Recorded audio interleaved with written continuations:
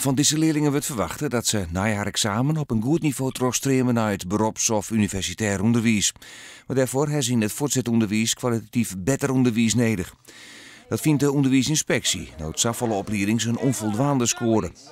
Voor een oplossing wordt zoeken naar het provinciale project Boppenslag. Daarmee is het basisonderwijs hier naar een hoger niveau gebracht. Ik moet zeggen dat ik het programma zoals dat is uitgezet voor Boppenslag op basisonderwijs, dat een vertaling van een vergelijkbaar programma naar het voortgezet onderwijs, wat mij betreft een heel erg goed idee zou zijn.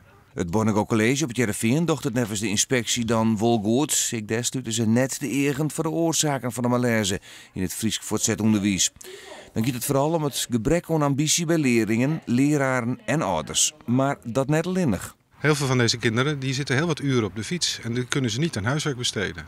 Want fietsen kan je net een soort verhoording, maar aan het gebrek aan ambitie wel.